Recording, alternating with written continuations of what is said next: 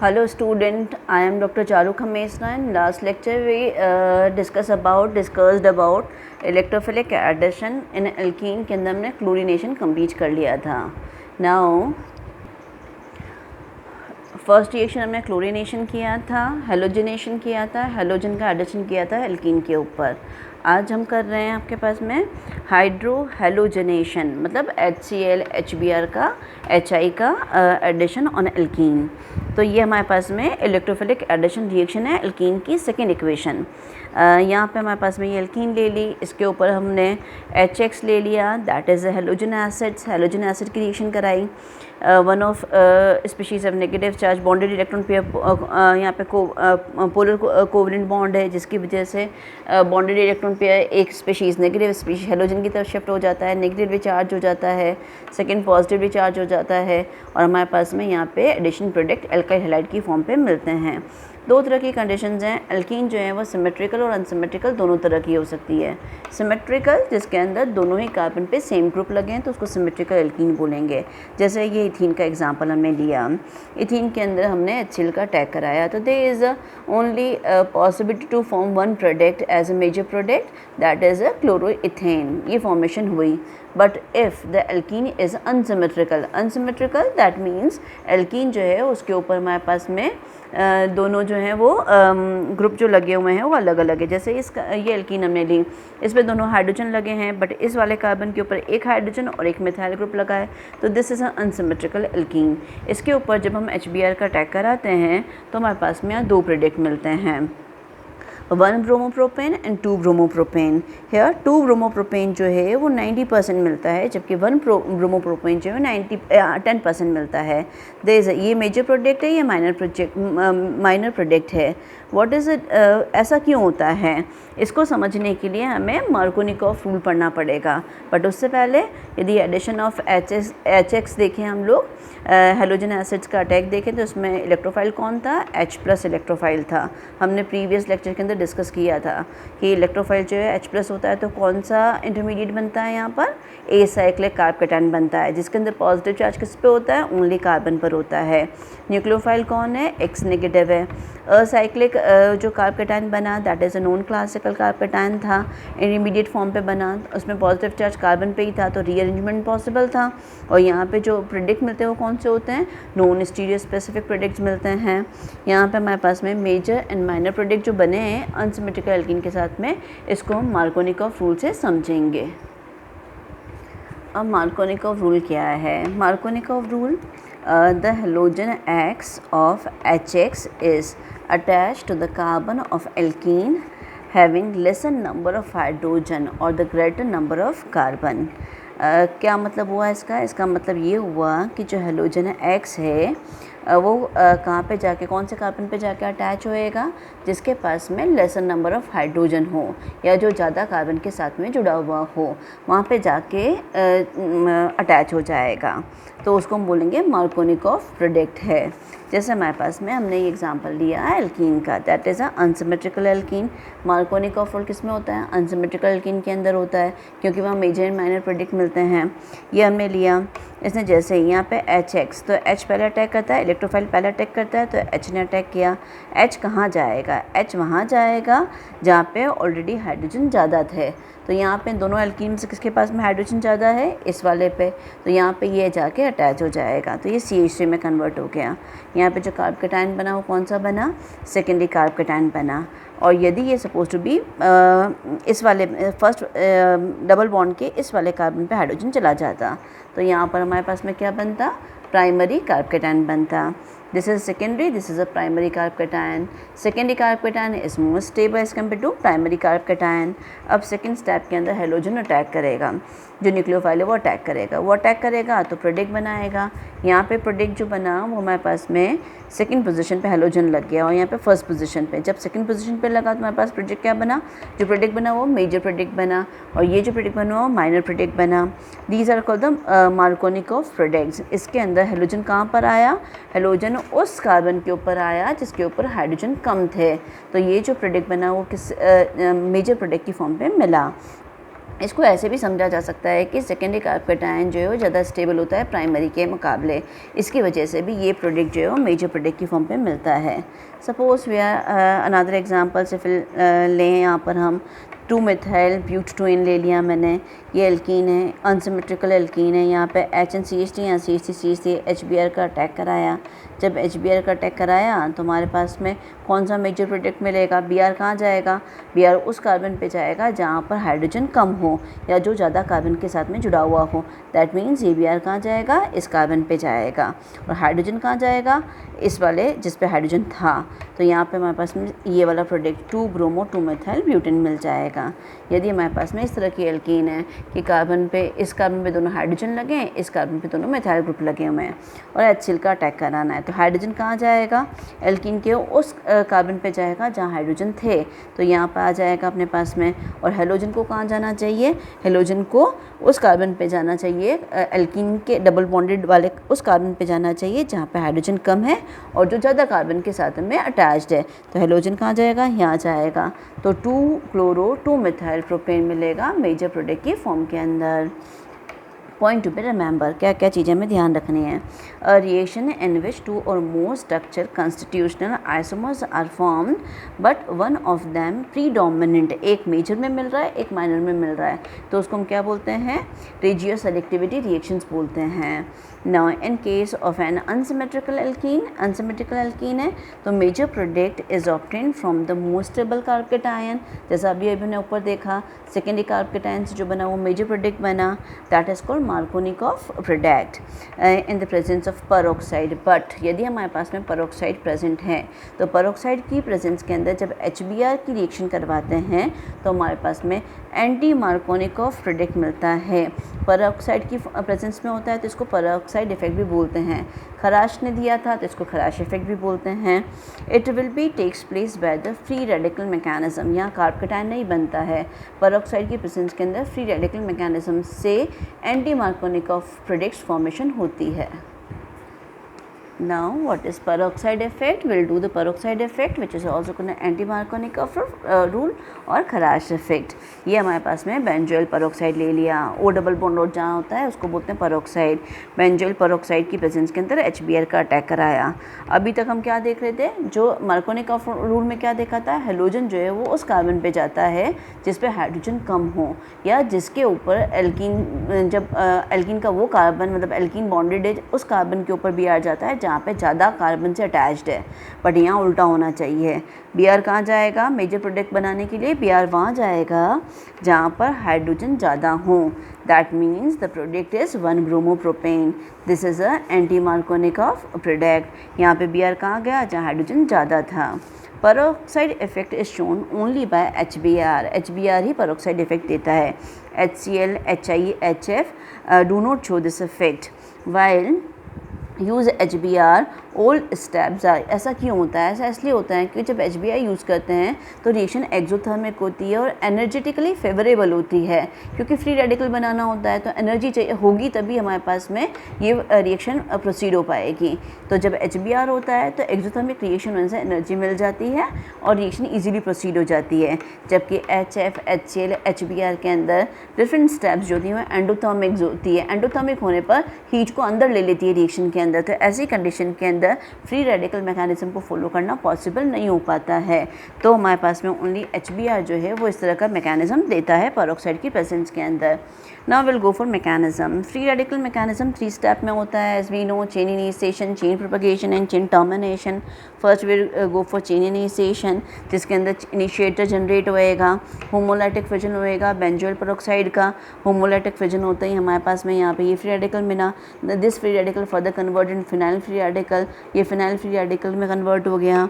Phenyl free radical जो बना हमारे पास में चेन प्रोपगेशन पे HBr के ऊपर अटैक करेगा, फर्दर Br का फ्री रेडिकल बनेगा। ये स्टेप जो है वो कंटिन्यूशन में बार बार Br एंड फिनाइल की फ्री रेडिकल कंटिन्यूशन में बनते रहेंगे। तब तक बनते रहेंगे जब तक कि हमारे पास में जो रिएक्टेंट्स हैं, जो इनिशियल रिएक्टेंट्स हैं वो alkyl halide and HBr available रहेंगे, तब तक ये प्रोसेस होता रहेगा। ये Br जो है किस पर अटैक करेगा? एल्कीन के ऊपर अटैक करेगा। एल्कीन के ऊपर, अनसिमेट्रिकल एल्कीन के ऊपर अटैक करेगा। जैसे ही अटैक करेगा तो यहाँ पे अटैक करने की 2 पॉसिबिलिटीज़ हैं। Br या तो यहाँ पर आ जाए या यहाँ पर आ जाए। बी आई इस वाले कार्बन पर आ जाता है तो हमारे पास जब बी आई जब इस वाले कार्बन पर आ जाता है तो ये जो कार्बन है वो फ्री रेडिकल की तरह बिहेव करता है, और यदि बी आई इस कार्बन पे आ जाता है तो ये जो कार्बन है वो फ्री रेडिकल की तरह बिहेव करता है। यहाँ पर हमारे पास में जो फ्री रेडिकल बना वो सेकेंडरी फ्री रेडिकल बना, और यहाँ पर प्राइमरी फ्री रेडिकल बना। फ्री रेडिकल की जो स्टेबिलिटी है वो कार्ब-कैटायन की स्टेबिलिटी की जैसी होती है, जो हमने बिल्कुल वेरी फर्स्ट लेक्चर जो था उसमें बताया था कि फ्री रेडिकल जो है कार्ब-कैटायन की तरह स्टेबिलिटी शो करते हैं। तो दिस इज़ द स्टेबल होने की वजह से, स्टेबल फ्री रेडिकल होने से ये मेजर प्रोडक्ट की फॉर्म पे मिलेगा, जबकि अपने पास में ये जो प्राइमरी है ये प्राइमरी होने की वजह से, प्राइमरी फ्री रेडिकल होने की वजह से माइनर फॉर्म पे मिलेगा। Due to more stability of the secondary free radical the opposite product of anti Markovnikov rule formed as a major product. Step 4 के अंदर हमारे पास में ये जो फ्री रेडिकल बना वो HBr पे फर्दर अटैक करेगा और क्या बनाएगा, 1 ब्रोमो प्रोपेन बना लेगा। The repetition of step 3 and 4 takes place until 2 free radicals get combined and terminate the chain reaction. This is all about chain reaction and peroxide effect. In the presence of peroxide, chain reaction mechanism follow: chain initiation, chain propagation, chain termination. Now third reaction हम लोग कर रहे हैं addition of water और hydration. First reaction में हमने chlorination किया था, सेकंड में हमने हेलोजन एसिड्स की रिएक्शन की थी। हेलोजन एसिड्स जब अनसिमेट्रिकल एल्कीन पर रिएक्शन करते हैं तो मार्कोनिकॉफ रूल भी पढ़ा था हमने। Markovnikov rule, anti Markovnikov rule is over. Now we are doing the third reaction. हम एडिशन कर रहे हैं एल्कीन के ऊपर वाटर मॉलिक्यूल का। ये एल्कीन ले ली, सिमेट्रिकल एल्कीन है, H2O का अटैक कराया। H2O का अटैक कराते समय यहाँ पे मिनरल एसिड्स की प्रेजेंस में कराएंगे तो हमारे पास में इथेनॉल फॉर्मेशन होता है, that is a Markovnikov product होता है। यदि मार्कोनिकॉफ या एंटी एडिशन प्रोडक्ट होता है। एसाइक्लिक, यहाँ पे एसाइक्लिक कार्ब-कैटायन बन रहा है क्योंकि H प्लस जो है वो इलेक्ट्रोफाइल का काम कर रहा है। रीअरेंजमेंट एसाइक्लिक कार्ब-कैटायन की वजह से रीअरेंजमेंट पॉसिबल है, स्टेबल कार्ब-कैटायन बन सकता है रीअरेंजमेंट से, और प्रोडक्ट जो होते हैं एंटी एडिशन प्रोडक्ट्स होते हैं। नाउ यदि हमारे पास में अनसिमेट्रिकल एल्कीन है और H2 का अटैक करा रहे हैं H2SO4 की प्रेजेंस के अंदर, तो यहाँ पर प्रोपेन 2ऑल बनता है। Mechanism, H2SO4 H plus generate करता है, ये H प्लस H2O पे जाके अटैक करते हैं, H3O पॉजिटिव आयन बनता है। ये H3O पॉजिटिव आयन जो है वह एल्कीन, H3O पॉजिटिव आयन जो है ये प्रोटोन देने, मतलब ये अपने पास में ये जो है वो अपने पास में फर्दर ये H2 की फॉर्म पे निकल जाएगा बाहर, और जो H प्लस आयन है वो एल्कीन के ऊपर अटैच हो जाएंगे। प्रोटोनेशन हो जाएगा एल्कीन का प्रोटोनेशन होएगा, और यहाँ पे अपने पास में जो प्रोटोन है वो CH2 के पास में आ जाएगा, डबल बॉन्ड टूट जाएगा। जैसे ही डबल बॉन्ड टूटेगा तो इस कार्बन की जो इलेक्ट्रॉन की कमी हो जाएगी, तो ये इलेक्ट्रॉन डेफिशिएंट हो जाएगा, पॉजिटिव चार्ज आ जाएगा, सेकेंडरी आइसोप्रोपाइल कार्ब-कैटायन बन जाएगा जो कि स्टेबल होता है। ये सेकेंडरी आइसोप्रोपाइल कार्ब-कैटायन बनाया है, इसके ऊपर वाटर मॉलिक्यूल अटैक करेगा। इस तरह से अपने पास में ये जो ऑक्सीजन है इसके ऊपर 2 इलेक्ट्रॉन पेयर्स हैं, जिसकी वजह से न्यूक्लियोफिलिक सेंटर की तरह काम करेगा और इलेक्ट्रोफाइल पे जाके अटैच हो जाएगा। जब ये अटैच हो जाएगा तो इसका डीप्रोटोनेशन करेंगे और secondary alcohol as a product मिल जाएगी। साथ ही ये H प्लस आयन जो बना है वो HSO4 जो फर्स्ट स्टेप में बना था उसके साथ में अटैक करके अगेन H2SO4 की फॉर्म पे कन्वर्ट हो जाएगा।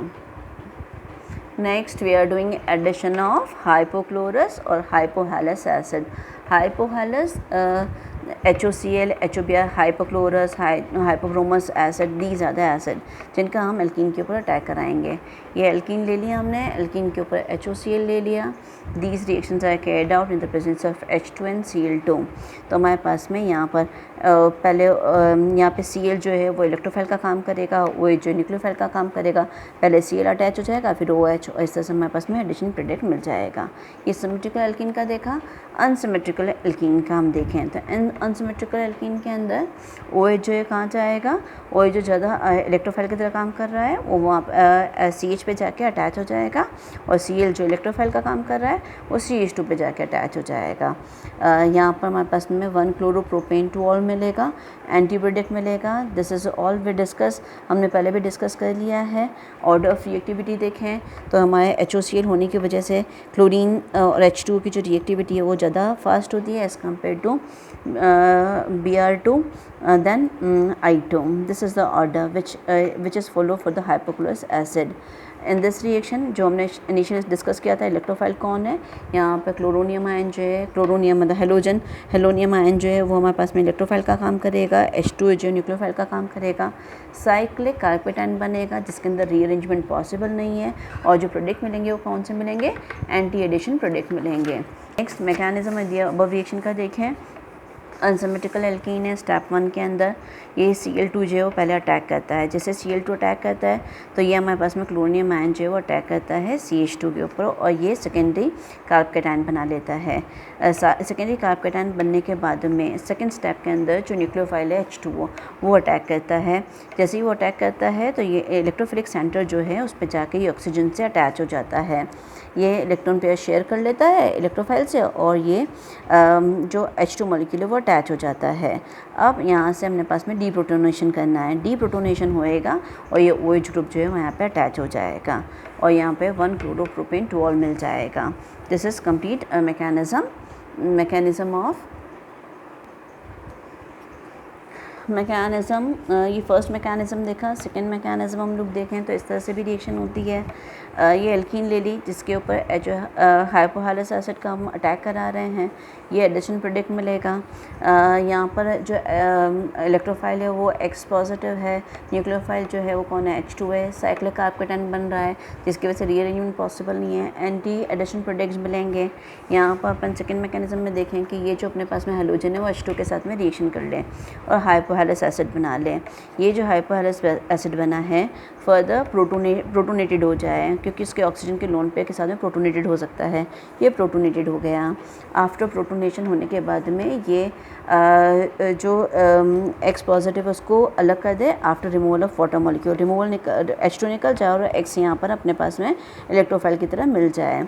इलेक्ट्रोफाइल जनरेट हो गया। ये इलेक्ट्रोफाइल कहाँ अटैक करेगा, ये एल्कीन अनसिमेट्रिकल एल्कीन के ऊपर अटैक करेगा। जैसे ही अटैक करेगा तो यहाँ साइक्लिक इंटरमीडिएट बनेगा। ये साइक्लिक इंटरमीडिएट बनने के बाद में H2 आके अटैक करेगा। H2O इस कार्बन पर, इस पर दोनों पे अटैक कर सकता है। इस पर अटैक करके ये एज अ मेजर प्रोडक्ट जो है वो सेकेंडरी कार्बोकेटायन ज़्यादा स्टेबल होता है, तो this is a major product which is formed here. यदि हमारे पास में H2 और X2 के अपन रिएक्शन करें तो 2 प्रोडक्ट मिलते हैं, या तो मेजर प्रोडक्ट मिलेगा या माइनर प्रोडक्ट मिलेगा।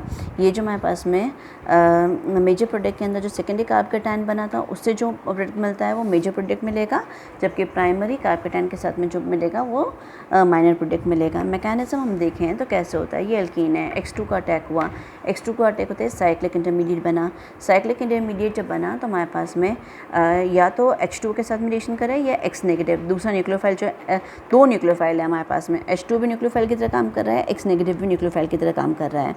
जो X नेगेटिव है उसकी प्रेजेंस में जब रिएक्शन करती है तो ये प्रोडक्ट बनता है जिसमें डाईहाइलाइड दोनों हेलोजन आकर अटैच हो जाते हैं, ये माइनर प्रोडक्ट होता है। जब H2 अटैक करता है तो अल्कोहल, सेकेंडरी अल्कोहल फॉर्मेशन होती है। H2 जो है amount of H2 as amount of H2 increases, जो मेजर प्रोडक्ट हैं वो भी हमारे पास में बढ़ जाते हैं। Major product that means alcohol की जो फॉर्मेशन है, सेकेंडरी अल्कोहल जो बनता है वो भी एज अ मेजर प्रोडक्ट मिलता है। इन लास्ट लेक्चर हाइपोहालस एसिड की हमने अभी हमने ऊपर की तरफ हाइपोहालस एसिड की रिएक्शंस देखी। अब जो रिएक्शंस देख रहे हैं that is a sulphuric acid है, H2SO4 का एल्कीन के ऊपर एडिशन कराना। H2SO4 जो काम में लेते हैं that is a cold and concentrated H2SO4 होता है। इसका जैसे ही अटैक कराया हमने तो इथाइल हाइड्रोजन सल्फेट बनता है, ठीक है। और यदि हमारे पास में जो इथाइल हाइड्रोजन सल्फेट मिला है या एक्सेस ऑफ H2SO4 के प्रेजेंस में फर्दर रिएक्शन करता है तो हमारे पास में आइसोप्रोपाइल हाइड्रोजन सल्फेट मिल जाता है। ये हमारे पास में यहाँ पे जो थी वो सैचुरेटेड ये सिमेट्रिकल एल्कीन थी और ये अनसिमेट्रिकल एल्कीन है। अनसिमेट्रिकल एल्कीन के अंदर हमारे पास में ये प्रोडक्ट मिलता है। नाउ मैकेनिज्म देखें हम लोग तो H2SO4 पहले डिसोसिएट होकर H+ आयन देता है। दिस H+ आयन एल्कीन के ऊपर अटैक करेंगे। एल्कीन के ऊपर जैसे अटैक करके सेकेंडरी कार्बोकेटायन बनाते हैं जो कि स्टेबल होता है। ये सेकेंडरी कार्बोकेटायन के ऊपर जो हमारे पास में सेकेंड पार्ट था H2SO4 का वो अटैक करेगा। अटैक करके यहाँ पे ये न्यूक्लियोफिलिक है और इलेक्ट्रोफिलिक जो एंड है एल्कीन का वहाँ जाके सेकेंडरी कार्बोकेटायन के इलेक्ट्रोफिलिक एंड पर जाके अटैच हो जाएगा तो आइसोप्रोपाइल हाइड्रोजन सल्फेट बन जाएगा। यदि अपने पास में आइसोप्रोपाइल हाइड्रोजन सल्फेट जो बना है फर्दर न्यूक्लियोफाइल H2O के प्रेजेंस में H2O के साथ में जब मतलब H2 is also nucleophile H2O के प्रेजेंस में रिएक्शन करता है, बॉयल किया जाता है तो ये आइसोप्रोपाइल अल्कोहल बना लेता है और साथ ही हमारे पास में H2SO4 बनता है। In last 3 lectures we discuss about electrophilic and free radical addition in alkene, जिसके अंदर हमने 5 तरह की रिएक्शंस देखी थी। इलेक्ट्रोफिलिक एडिशन रिएक्शंस के अंदर पहले हेलोजन की रिएक्शन देखी थी हमने, फिर हमने हेलोजन एसिड HCl HBr की रिएक्शन देखी थी अनसिमेट्रिकल एल्कीन के ऊपर, जिसके अंदर मार्कोनिकॉफ एंटी मार्कोनिकॉफ रूल को हमने डिस्कस किया था।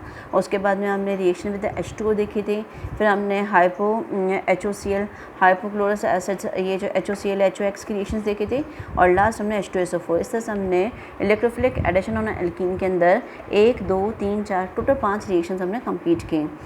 This is all about your electrophilic and free radical additions in alkene. Thank you.